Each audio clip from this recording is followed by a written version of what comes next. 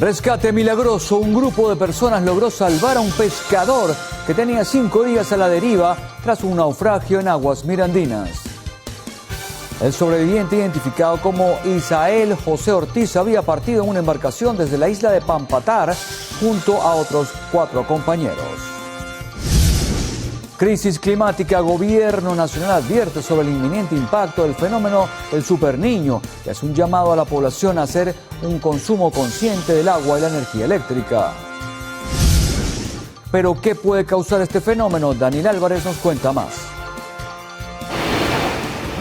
Hola, buenas tardes. Hasta enero o febrero del año 2027 se espera un aumento de la temperatura no solo en Venezuela, sino global. Esto debido al fenómeno del Super Niño, una variación del fenómeno El Niño, pero más agravada. Los detalles en breve.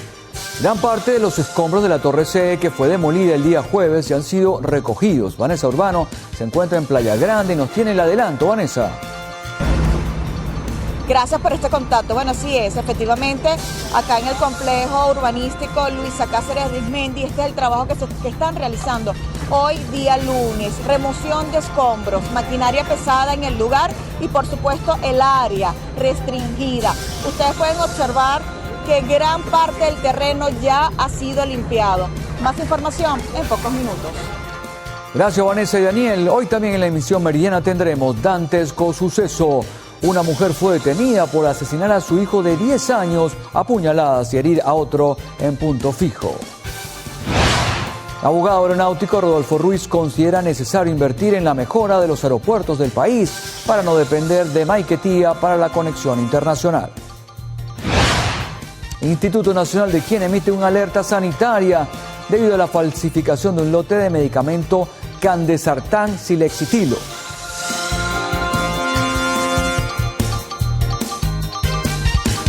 En los deportes, Arraez a Filadelfia. En la fecha límite de cambios, el yaracuyano fue traspasado de los Gigantes de San Francisco a los Phillies.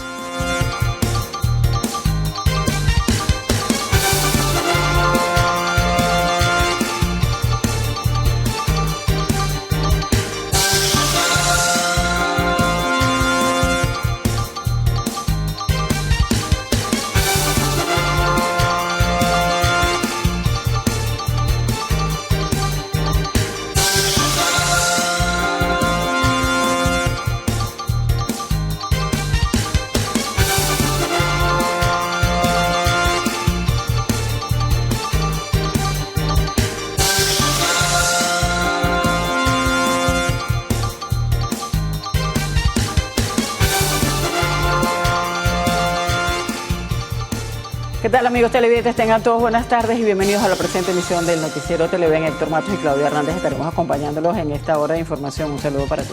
Gracias, mi querida Claudia. Un placer, amigos, acompañarles como siempre y llevarles los detalles de las informaciones más destacadas hasta el momento. Comenzamos.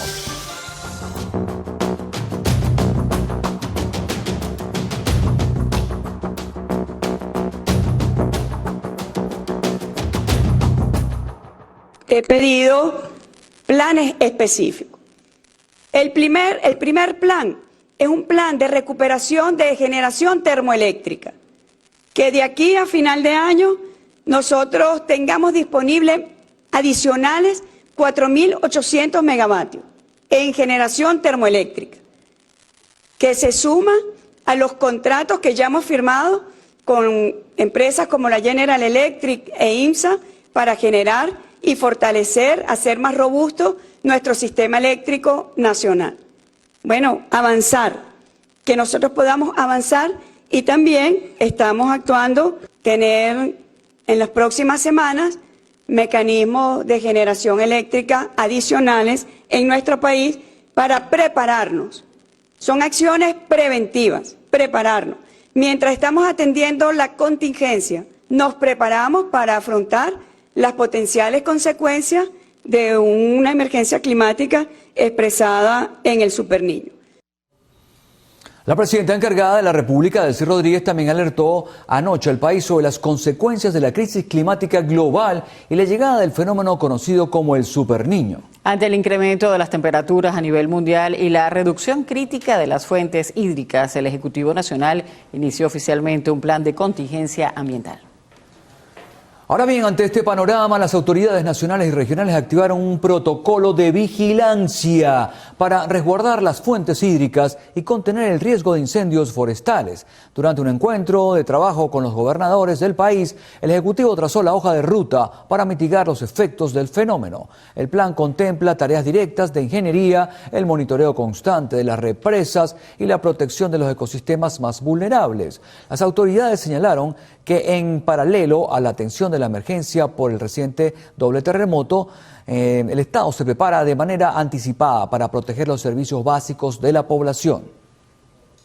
Para reducir los cortes programados o las fallas provocadas por la sobrecarga del CEN, el Estado proyecta sumar 4.800 megavatios de generación termoeléctrica antes de finalizar el año. Este esfuerzo técnico se ejecuta en alianza con firmas internacionales especializadas en el área, tales como General Electric e IMSA. De esta manera se garantiza un soporte energético más robusto y confiable para el disfrute del país en las próximas semanas. Por su parte, el encargado de negocios de Estados Unidos en Venezuela, John Barrett, junto a una delegación de expertos técnicos, inspeccionó la central hidroeléctrica Simón Bolívar, mejor conocida como el Guri. La evaluación se llevó a cabo de manera conjunta con el Departamento de Energía norteamericano, el Ministerio de Energía Nacional y Corpoelec, con el objetivo de trazar una ruta clara para la modernización del sistema eléctrico nacional. En ese sentido, reducir el consumo de electricidad en viviendas y oficinas resulta determinante para aliviar la carga operativa sobre la red nacional durante las horas de calor que golpearán al país. Entre las medidas fijadas para el uso eficiente del servicio, destaca graduar los aires acondicionados a una temperatura de 23 o 24 grados Celsius, asegurando que los espacios permanezcan cerrados para conservar la temperatura. Por otra parte, hay que desconectar cargadores y electrodomésticos para prevenir el consumo vampiro. Y finalmente, puede cambiar a sistemas de iluminación LED y apagar ventiladores o luces en áreas desocupadas para evitar el sobrecalentamiento de la infraestructura eléctrica. El uso consciente del agua se convierte en la primera línea de defensa para garantizar el suministro eléctrico en todo el territorio. El esquema de contingencia promueve cambios sencillos, pero de alto impacto en la rutina diaria. Se insta a la población a implementar la reutilización de aguas grises, como las de la lavadora o el agua previa de la ducha, para la limpieza de pisos y el llenado de inodoros. Asimismo, se pide ajustar hábitos cotidianos, como cerrar el grifo al cepillarse o enjabonarse, reducir el tiempo del baño a un máximo de 5 minutos y emplear la lavadora únicamente a máxima capacidad. Para el lavado de platos, se recomienda usar recipientes con agua en lugar de dejar la llave abierta. Además, corregir de inmediato cualquier gotera en tuberías o tanques para prevenir el desperdicio diario de decenas de litros de agua. Es importante aplicar estas acciones y es que, de acuerdo a expertos, a partir de este mes y hasta enero-febrero de 2027, el país sufrirá cambios climáticos producidos por el fenómeno conocido como el Superniño, una versión intensa del fenómeno El Niño. Nuestro compañero Daniel Álvarez Rojas consultó al ingeniero Valdemar Andrade, especialista en hidrometeorología, quien señaló que se elevarán las temperaturas. Hola, buenas tardes. El aumento de la temperatura no solo será en Venezuela, sino global. Se espera un calentamiento anómalo. Escuchen. El 72% de las veces las lluvias son deficitarias o por debajo del promedio. Entonces se catalogaría como un evento seco en cuanto al régimen de lluvias. En algunas ocasiones, el 50% de las veces, ha sido bastante seco en cuanto a lluvia o lluvias deficitarias y tan solo una vez ha estado por encima del promedio. Así que no necesariamente cuando hay un evento del Niño significa que va a haber sequía. También afectará a la agricultura, esto por la evaporación del agua disponible. Para este año, en cuanto a los embalses, el embalse Guri está a una cota bastante alta. Este año, desde el punto de vista de generación de energía hidroeléctrica, no tendríamos ningún problema en pasar o entrar a alcanzar la cota máxima de operación del embalse, que es la cota 271. Quizás en el resto de lo que queda del resto del año hasta febrero de 2027, que estaríamos con el efecto del Niño, sí habría un impacto importante y podría disminuir el valor de la cota, y el problema quizás se vería es el año que viene en cuanto a la generación de energía hidroeléctrica, no así en este momento. El resto de los embalses del país sí están bastante comprometidos y habría que aplicar quizás políticas de racionamiento más fuertes. El ingeniero también señaló que en los últimos 77 años solo han existido 4 eventos de este tipo, el último registrado en el año 2025. Nosotros con esta información los invitamos a continuar con la emisión meridiana del Noticiero Televen. Y para finalizar, es importante recordar que el éxito de este plan preventivo dependerá en gran medida de la disciplina ciudadana y de la rapidez con la que se incorpore esta nueva capacidad eléctrica. La cultura del ahorro de agua y luz será nuestra principal herramienta ante el desafío que representa la llegada del superniño a suelo venezolano.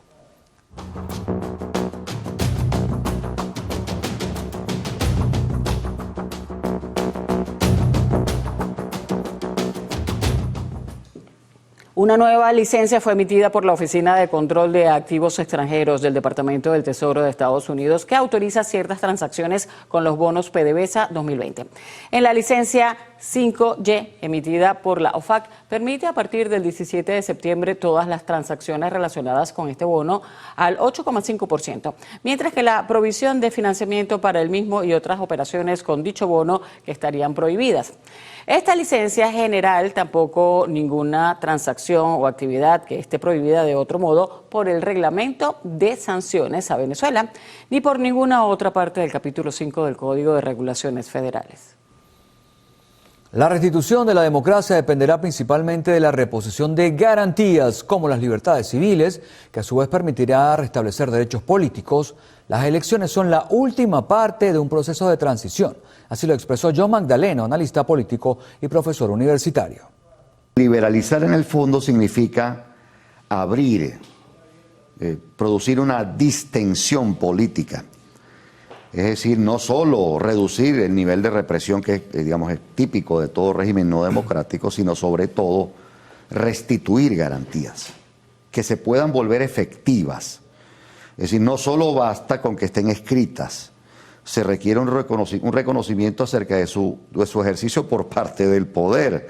Entonces, lo que ocurre en la primera etapa, que llamamos liberalización política, es precisamente que se crean las condiciones para que se pueda aceptar una disidencia. Y si se acepta una disidencia, obviamente se puede configurar una oposición, en verdad muchas oposiciones, ¿no? Entonces, esta es una etapa muy importante y se le pone muy poco cuidado en el debate público, porque si no se restituyen esas libertades, la elección que, digamos, sobrevendría es tremendamente defectuosa, problemática, cuando no, digamos, una elección mucho más, o fraudulenta, para decirlo, digamos, en 2 palabras. Magdaleno afirmó que la presión internacional también podría contribuir a que las garantías civiles y políticas aseguren que la democracia pueda retomarse a través de acuerdos de todos los sectores políticos del país. Hacemos nuestra primera pausa en la emisión meridiana del noticiero. Al regreso, lluvias causan estragos en el interior del país, ya les contamos. Jamás negociemos con miedo, pero jamás temamos negociar. John F. Kennedy.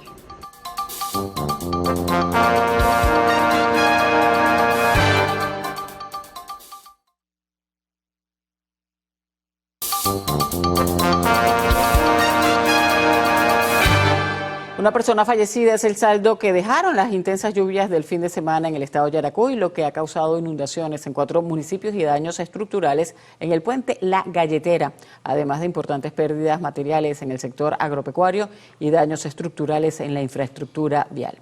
El desbordamiento de los ríos Yumarito y Yumare inundó múltiples zonas residenciales donde la fallecida, identificada como Eloína Hernández, de 49 años, sufrió una descarga eléctrica mientras intentaba desconectar un electrodoméstico ante la rápida subida del agua en su vivienda. En el centro de Yumare, el nivel del agua alcanzó 1 metro de altura, obligando a los residentes a desplazarse a caballo o en vehículos de tracción pesada. Debido a esto, el Ministerio de Transporte ordenó el cierre de la pista sur de la autopista Cimarrón-Andresote, activando un canal de contraflujo por la pista norte para la carga pesada.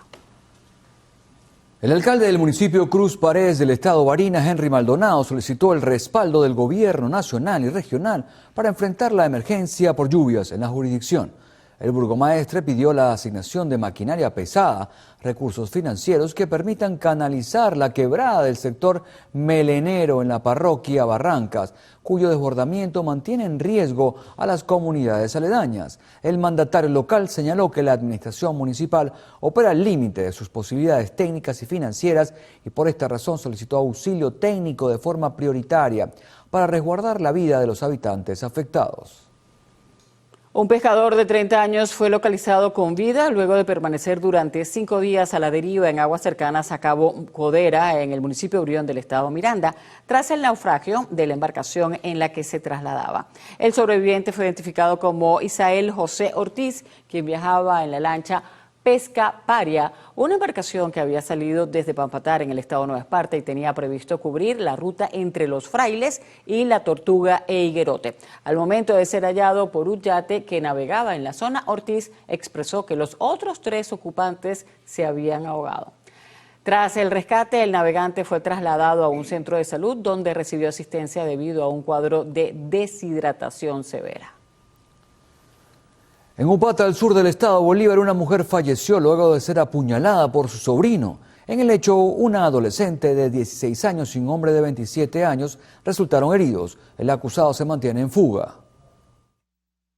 El crimen ocurrió el pasado sábado 1 de agosto en la calle Monagas del sector San Rafael.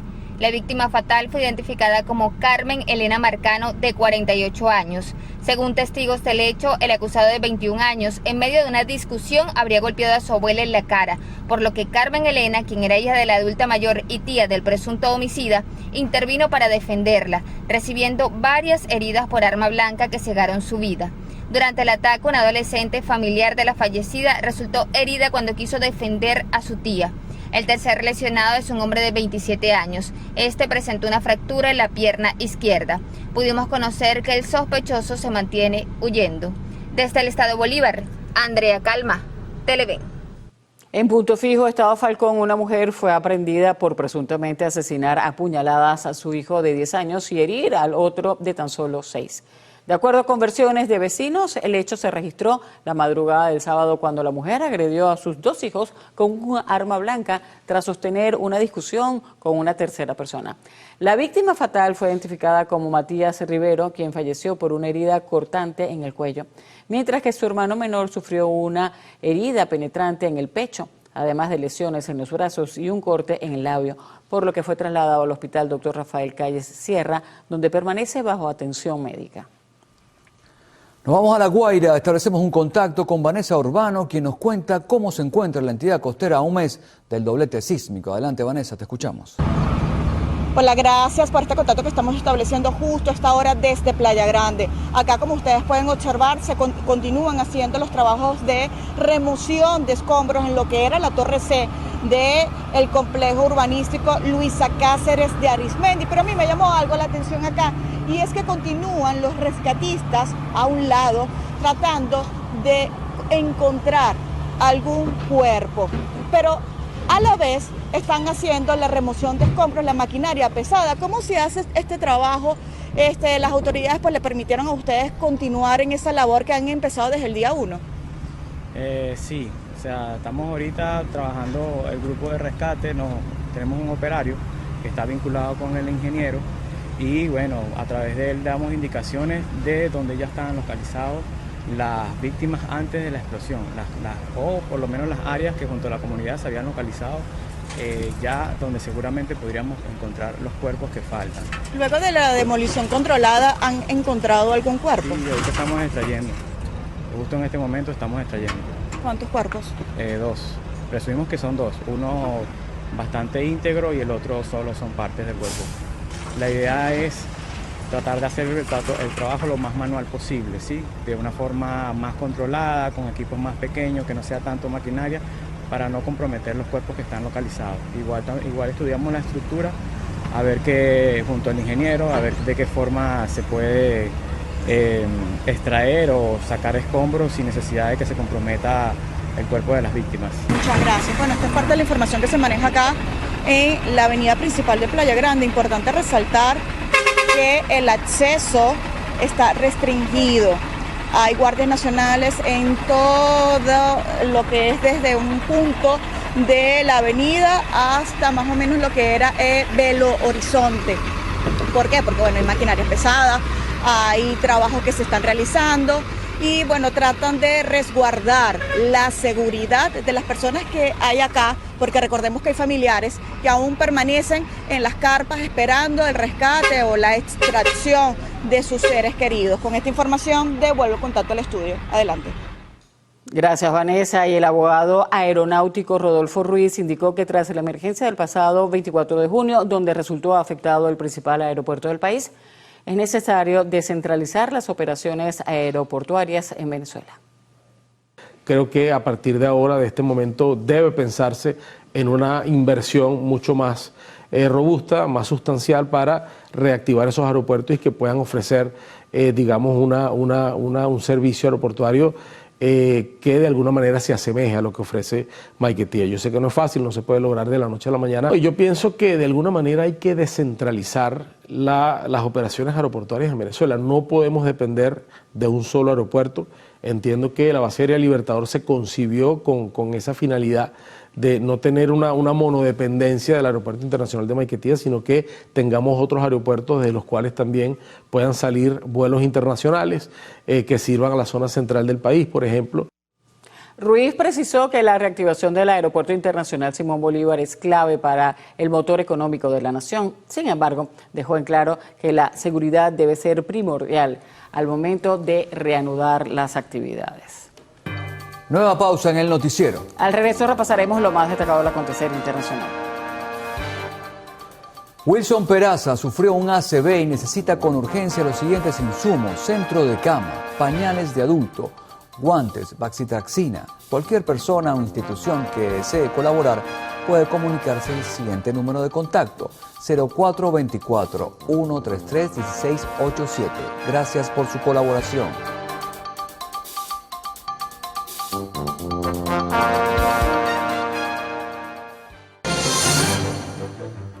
Iniciamos nuestro recorrido internacional en el Medio Oriente. Este lunes Irán desmintió que se estuvieran llevando a cabo negociaciones con Estados Unidos para dar fin al conflicto armado. El anuncio por parte del Ministerio de Asuntos Exteriores iraní se produjo horas después de que el mandatario norteamericano Donald Trump afirmara a la prensa que había decidido no atacar a la República Islámica para relanzar la salida diplomática. La Cancillería iraní dejó en claro que las negociaciones que mantienen son con Omán para garantizar el paso por el estrecho de Hormuz. En Cuba, el colapso de la red eléctrica provocó un nuevo apagón nacional luego de sufrir 3 en el mes de julio. Los apagones escalonados han resultado cada vez más difíciles para los habitantes, que se ven obligados a despertarse en medio de la noche para cocinar, lavar, usar internet y refrescarse sin saber cuántas horas durará la electricidad. El primer ministro Manuel Marrero Cruz anunció que el gobierno había aprobado la primera empresa de inversión extranjera para importar y vender combustible y agregó que a casi 200 empresas en la isla se les había otorgado permiso para participar en la distribución mayorista de combustible. Aún así, el gobierno ha reconocido que estos son pasos incrementales y que tomará tiempo para que las reformas económicas de gran alcance produzcan cambios notables. Autoridades peruanas expulsaron a 3 integrantes del Tren de Aragua en un avión de la Fuerza Aérea que salió del aeropuerto militar del Callao. Los antisociales fueron identificados como Edison Agustín Barrera, alias Catire, Rodisnimel Alcántara, alias Rafa, y José Zorrilla, quienes habían cumplido condenas por delitos vinculados a la criminalidad organizada. El ministro de Defensa, Rafael Belaúnde, señaló que las Fuerzas Armadas custodiarán las fronteras para evitar que vuelvan a ingresar a territorio peruano, de acuerdo con las órdenes directas de la presidenta Keiko Fujimori. Un incendio de gran magnitud se registró en el almacén de una empresa en la provincia de Shandong, China. Según un comunicado oficial, los servicios de bomberos, policía y emergencias se desplazaron de inmediato al lugar para combatir las llamas. Hasta el momento no se han reportado personas atrapadas ni víctimas. La causa del incendio se encuentra en investigación. En Nigeria, al menos 52 personas fueron secuestradas por un grupo de sujetos armados en un pueblo en el estado de Zamfara. Se pudo conocer que los asaltantes se apoderaron de rifles, incendiaron un vehículo policial antes de tomar el pueblo como objetivo y secuestrar a decenas de personas. De acuerdo a los testigos, inicialmente habían secuestrado a más de 100 personas, pero al final se quedaron con 52. Cabe destacar que los secuestros se han convertido en una fuente de ingresos para los grupos armados en Nigeria.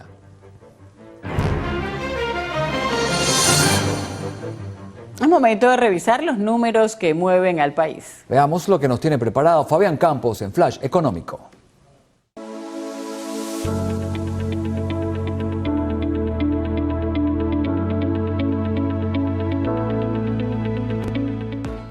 Sean bienvenidos a Flash Económico, el espacio donde traducimos los números a tu día a día. Soy Fabián Campos y hoy te relato qué son los costos hundidos y cómo ese dinero que ya gastaste y que estás intentando salvar te está impidiendo tomar las mejores decisiones para tu futuro financiero. Comencemos.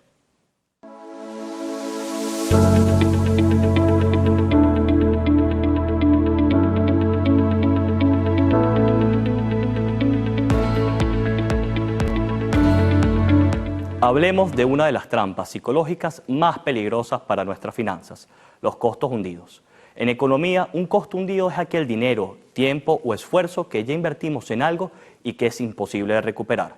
Y a veces incluso terminamos perdiendo más dinero por querer recuperarlo. Pero ¿cómo funciona este fenómeno? Veamos un ejemplo en el mercado de bienes raíces. Muchas familias o inversionistas tienen propiedades vacías y se niegan a venderlas o alquilarlas a precios de mercado actuales porque dicen, yo pagué mucho más por eso hace años. Hoy vemos una resiliencia en el sector comercial donde las oficinas y locales lideran la recuperación, pero existe un rezago residencial donde apartamentos y casas sufren por el bajo poder adquisitivo del venezolano. Si sigues pagando un condominio mes a mes por un apartamento que está vacío, esperando que recupere su valor de antes, estás dejando que un costo hundido destruya tu presupuesto mensual en la actualidad. Entonces, ¿cómo evitamos que el pasado arruine nuestra economía del presente? Piensa en el trabajo corporativo diario. Cuando haces un análisis de datos o proyectas escenarios para aumentar las ventas de la empresa, la regla de oro es pensar en el flujo de caja del futuro. En una economía, el principio es innegociable. Un costo irrecuperable jamás debe dictar tu estrategia del mañana. Para aplicarlo a tu día a día, piensa en estas 3 acciones concretas. Aplica la regla del borrón y cuenta nueva. Imagina que hoy tienes 0 bolívares invertidos en el proyecto o el negocio. Entonces, si empezaras de cero sabiendo lo que sabes, ¿inyectarías dinero a eso? Si la respuesta es que no, es hora de salir de ahí. Calcula tu costo de oportunidad. Haz una lista simple. Si vendes ese carro que vive en el mecánico, aunque lo vendas más barato, ¿qué harías hoy con ese dinero en la mano? Ese es tu verdadero costo de oportunidad. Y fija un límite de pérdida. Si emprendes un negocio y rápidamente ves que estás perdiendo más de un porcentaje del capital operativo mensual sin proyecciones de mejora, es momento de detenerse. Ustedes siempre escriben y la pregunta es, Fabián, ¿no es rendirse o perder dinero si cierro el negocio o vendo más barato de lo que compré? La respuesta técnica es que estás liberando capital estancado. Las decisiones que tomes los próximos 12 meses van a definir el patrimonio de tu próxima década. Es mucho mejor asumir en papel una pérdida hoy, liberar el dinero y ponerlo a trabajar en un área comercial que muestre signos de recuperación que mantener tu dinero atado a un ancla que te hunde cada vez un poco más. En resumen, el éxito financiero pertenece a quienes toman la decisión y buscan las oportunidades del presente y no piensan en el pasado. Y piensa en el tip del día. Tu mejor inversión de hoy puede ser la valentía de saber cuándo retirarte. Soy Fabián Campos y nos vemos en un nuevo segmento para seguir actualizando tus finanzas aquí en Televen.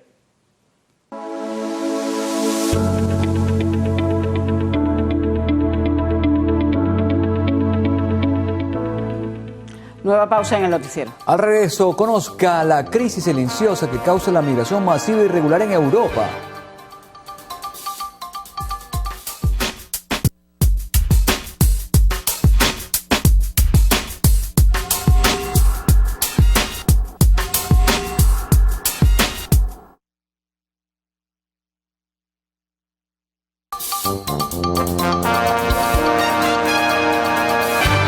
El Instituto Nacional de Higiene Rafael Rangel emitió una alerta sanitaria en Venezuela debido a que el fármaco Candersatán clexetilo de 16 miligramos en tabletas ha sido falsificado. A través de un comunicado detallaron que la falsificación corresponde al registro sanitario EF 37.347/21 y el número de lote 000768. Las autoridades sanitarias instan a la ciudadanía a abstenerse de adquirir y consumir el producto perteneciente a este número de lote. En caso de haberlo consumido y presentar alguna reacción adversa, debe consultar de inmediato a un médico. Por último, se recomienda adquirir los medicamentos únicamente en farmacias autorizadas. El presidente del Colegio de Médicos de Nueva Esparta, José Antonio Narváez, descarta que el hantavirus en la región insular esté ubicado allí. Sin embargo, pide preservar el cerco epidemiológico, especialmente ante la llegada de la temporada vacacional. El doctor Narváez explicó que el virus es una enfermedad zoonótica asociada a roedores silvestres característicos de las zonas llaneras y rurales de Venezuela, cuyas condiciones geográficas y ambientales difieren radicalmente del entorno insular. Es difícil que llegue el hantavirus a nuestra región. Repito, estamos en una zona que no es endémica, estamos en una isla y que si se toman los protocolos adecuados de parte del Ministerio de Salud, no debería llegar a nuestra región. Por eso, de todas maneras, hay que mantener el cuidado, la precaución, hay que liberar de los espacios que estén cerrados, hay que airearlos. Para minimizar cualquier riesgo, el galeno recordó los protocolos básicos de acción preventiva. Antes de limpiar hay que mojar el suelo con bastante agua y cloro para que es por la vía por donde se transmite el hantavirus, que es a través de los aerosoles infectados con los fluidos de los roedores. Afortunadamente también no se ha demostrado ninguna transmisión del virus de humano a humano, lo cual también controla la propagación de este virus. El titular del gremio médico exhortó a los temporadistas de este periodo vacacional estar atentos ante la aparición de síntomas alertas como dificultad respiratoria, dolores musculares y fiebre. De presentarlos, acudir al doctor y evitar la automedicación. Desde la isla de Margarita, Lisbeth Miquilena, Televen. Al menos el 70% de las empresas que están en Maracaibo, en el estado Zulia, presentan mora tributaria con el municipio, un incumplimiento que impacta de manera directa el funcionamiento del sistema eléctrico local, según lo advirtió la intendente tributaria Marilene Huerta. Existen algo que llaman los contadores gastos ocultos, que se producen por imprevistos y los cortes constantes de energía son uno de ellos. Gastos de combustible y mantenimiento por el uso de plantas eléctricas. Es importante que el municipio los conozca porque están conscientes del impacto que tienen los racionamientos, sobre todo en lo tributario. Para eso precisamente deben ponerse al día. De los 15.539 contribuyentes, 6.000 de ellos están en cero tributación. El que no tiene planta eléctrica lo vive de una forma, el que tiene planta eléctrica lo vive de otra forma, al que no se la corta porque está en un circuito que verdaderamente no se le va, lo vive de otra forma, al que lo racionan de noche y no de día, lo resuelve de otra forma. Entonces eso no te permite tomar una medida que sea colectiva. Sin duda alguna, las fallas eléctricas afectan los servicios públicos y el gas no es la excepción. Por el uso de los sistemas alternos de combustible generan escasez de propano y butano, mezcla que es la que llega a los hogares. Inspecciones en sitio para desconectar las plantas de gas de la red principal para minimizar el impacto del tema del gas. Esto lo digo, porque ustedes bien saben, soy el director general de los servicios públicos y estoy haciéndole seguimiento a todas esas denuncias. Maracaibo creó una APP, servicios en línea, con la intención de recibir las denuncias de cualquier falla o novedad que se registren en las comunidades. Desde el estado Zulia, Lenín Daniel y Televen. En declaraciones públicas a la rectora de la Universidad de Carabobo, Jessy Divo de Romero, aseguró que la venta del inmueble perteneciente a la Fundacé se realizó de manera ilegal o de manera legal. Esto ante las dudas sobre la transparencia de los trámites. Tras darse a conocer algunas denuncias sobre presuntas irregularidades en la venta del centro comercial Majay, ubicado en Valencia, estado Carabobo, la rectora de la UCE aclaró que dicha venta fue legal, transparente y justificada. El edificio Centro Comercial Majay fue adquirido por la Fundación Universidad de Carabobo en el año 2021. No es ni nunca ha sido un bien de la universidad. El edificio se encontraba invadido, vandalizado, destruido, con un cuadro de desmantelamiento, filtraciones graves, destrucción de acabado e insalubridad. Romero señaló que si bien no habían debatido ante la opinión pública esta operación, toda la documentación fue presentada por la directiva de FundaUC a las autoridades universitarias. La transacción se realizó mediante transferencias bancarias en las cuentas oficiales de la FundaUC. Aportaremos todos los requerimientos que sean necesarios para llegar finalmente al veredicto donde la razón se imponga ante cualquier organismo competente para apoyar las investigaciones. Por último, la máxima autoridad de esta Casa de Estudios Superiores afirmó que con el dinero obtenido por la venta adquirieron 3 inmuebles en la ciudad de Valencia que hoy son parte de los activos de FundaUC. Desde el estado Carabobo, Sandino Ignacio Yaguare, Televen.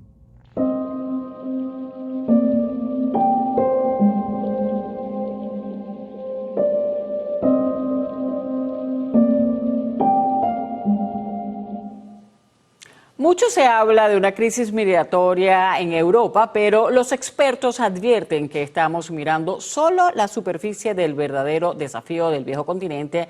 No es cuánta gente llega, sino una bomba de tiempo demográfica. Europa envejece tan rápido que sin la llegada de trabajadores extranjeros, su economía y su sistema de pensiones colapsarían. Sin embargo, el modelo actual refleja que la saturación de los servicios públicos, los problemas de vivienda y las fallas en la integración cultural están fracturando a las sociedades europeas y disparando un terremoto político que impulsa el auge de la derecha en todo el continente. ¿Logrará Europa ordenar sus fronteras? Héctor Mato nos explica. Para entender la magnitud de este cambio, los datos recientes de organismos como la Agencia Europea de Fronteras y la Organización Internacional para las Migraciones muestran una realidad compleja. Aunque la llegada de ilegales a Europa cayó cerca del 40% en los primeros 5 meses de 2026 con unos 39.000 cruces, la ruta sigue siendo mortal, con cerca de 1.300 personas fallecidas o desaparecidas en el Mediterráneo en lo que va de año. Al mismo tiempo, la población extranjera en la Unión Europea supera ya los 64 millones de personas. Esto demuestra que el verdadero desafío no es un desborde en la frontera, sino la capacidad real de los países europeos para integrar laboral y culturalmente a esta población.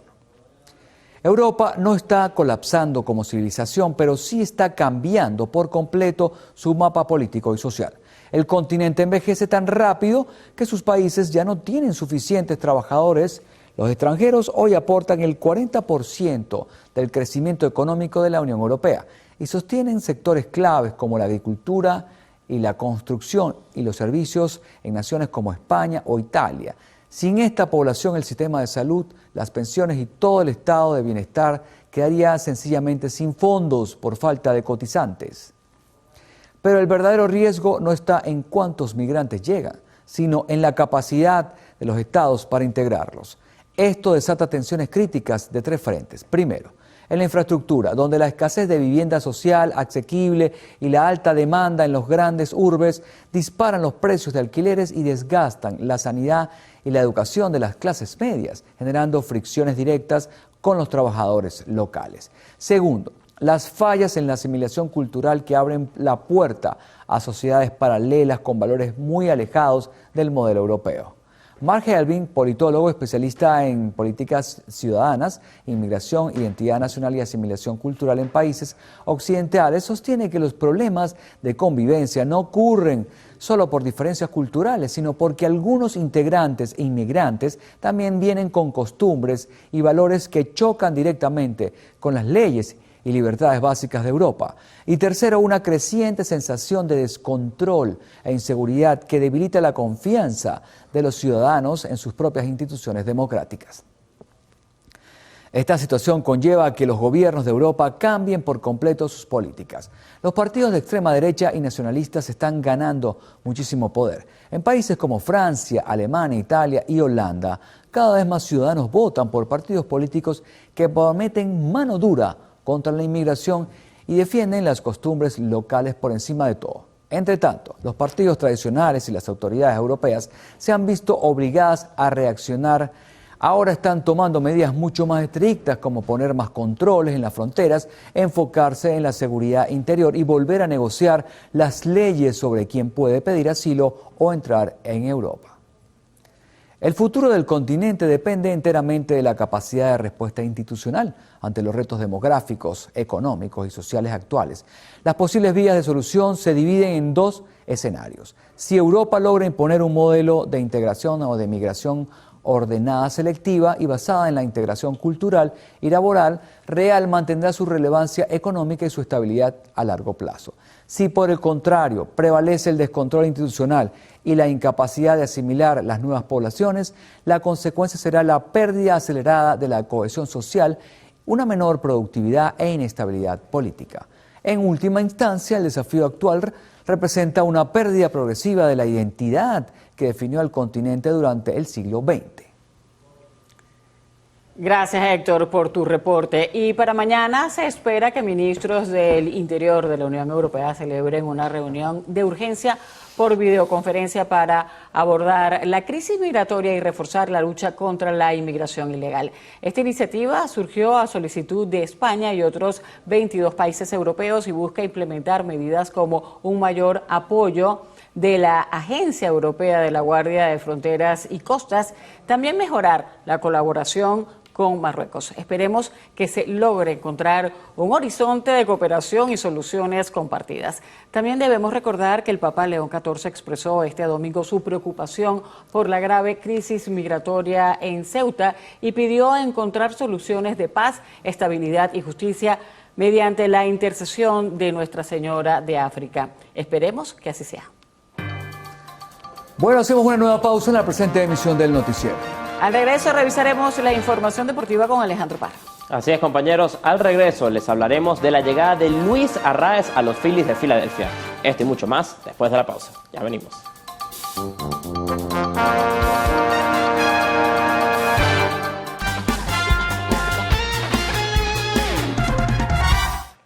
Feliz lunes, amigos televidentes, les saluda Alejandro Parra y vamos a iniciar con nuestro repaso de la información deportiva. Hoy es la fecha límite de cambios en las grandes ligas y vamos a ver los movimientos más importantes de la gran carpa. La noticia del día sin duda está recién sacada del horno. Luis Arraez es nuevo jugador de los Phillies de Filadelfia. La regadera llega al Citizens Bank Park junto con el lanzador Caleb Killian a cambio de los lanzadores Ramón Márquez y Marty Gare. Arraez esta temporada está jugando a un nivel altísimo, como siempre, bateando para 3.24 con 43 impulsadas y un wins above replacement de 3.1. Y la sorpresa del fin de semana fue la llegada de Tarik Skubal a los Dodgers de Los Ángeles. El lanzador ex-Detroit llega a cambio de 3 prospectos. El 2 veces Cy Young será agente libre al final de la temporada y se une a Shohei Ohtani en busca del tricampeonato. Pero Skubal no es el único lanzador en movimiento en esta fecha límite. Freddy Peralta también tiene nuevo equipo. El derecho dominicano llega a los Rays de Tampa a cambio de 3 prospectos de los Mets. Peralta esta campaña ha lanzado para 4.99 y busca darle más profundidad de picheo a los líderes del este de la América. Vamos a revisar ahora cómo va el medallero de los Juegos Centroamericanos y del Caribe tras las jornadas de los últimos días. 3 nuevas medallas de oro se cosecharon este fin de semana en el sábado y domingo, 2 en la lucha, ambas en la categoría femenina con Natalie Grimán y Astrid Montero. En el tiro deportivo también se obtuvo una medalla de oro en pistola de aire por equipos masculino con Diego Oduber, Douglas Gómez de Freitas y Rafael Ochoa. Venezuela sigue cuarta en el medallero con 19 oros y 112 preseas totales. ¿Y se acuerdan de Tim Payne? Bueno, la superestrella del Mundial anotó su primer gol con el Olimpia. El lateral neozelandés marcó a los 12 minutos de su debut con el conjunto paraguayo. Hayan pasado justamente 2 años desde el último gol de Payne y llegó nada más y nada menos que en su primer partido un verdadero golazo. Olimpia derrotó 5-0 a Rubio Ñu y están cuartos en el fútbol guaraní. Hablando de figuras mundialistas, Bociña, el portero caboverdiano, ya está en Chile y es nuevo jugador del Colo-Colo. El guardameta llegó a Santiago para ser presentado como la nueva incorporación del Cacique. Este fichaje tenía un poco de tiempo estancado debido a que Bociña tuvo que esperar un permiso de trabajo para ingresar al país. El portero de 40 años, que fue seleccionado como el mejor del último mundial, fue recibido como una verdadera superestrella en el sur del continente. Firma un contrato de 18 meses donde ganará aproximadamente $51.000 mensuales. Y en el Real Madrid poco a poco se incorporan más jugadores a la pretemporada de José Mourinho. Bernardo Silva ya tuvo su primer entrenamiento con la Casa Blanca luego de llegar de sus vacaciones, al igual que Vinicius, que se encuentra ya preparándose para su encuentro amistoso contra el Ferencváros de Hungría.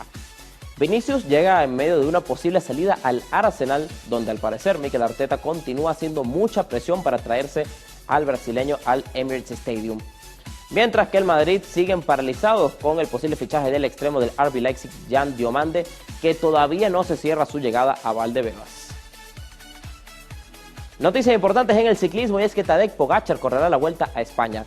Tadeo volverá a correr en 3 semanas, luego de que hace prácticamente nada obtuvo nada menos que su 5º título del Tour de Francia. Estoy ilusionado de poder decir que regreso a la Vuelta. Fue mi primera gran vuelta por etapas de mi carrera en 2019 y tuve una experiencia increíble.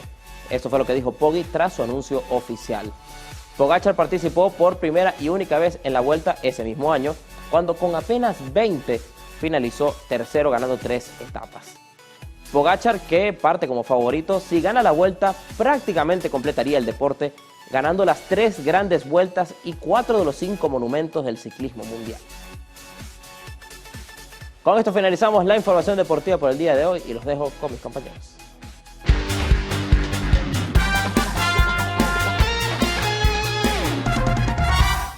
Bien amigos, finalizamos esta emisión del Noticiero Televen. Gracias por preferir estar informados con nosotros. No se olviden de descargar nuestra aplicación Televen Max. Aquí nos vemos. Nuestro canal en YouTube Televen TV y nuestra página web televen.com también están disponibles con contenido exclusivo para ustedes. Los invitamos a continuar con más de nuestra programación y recuerden, Televen está en todo. Hasta mañana.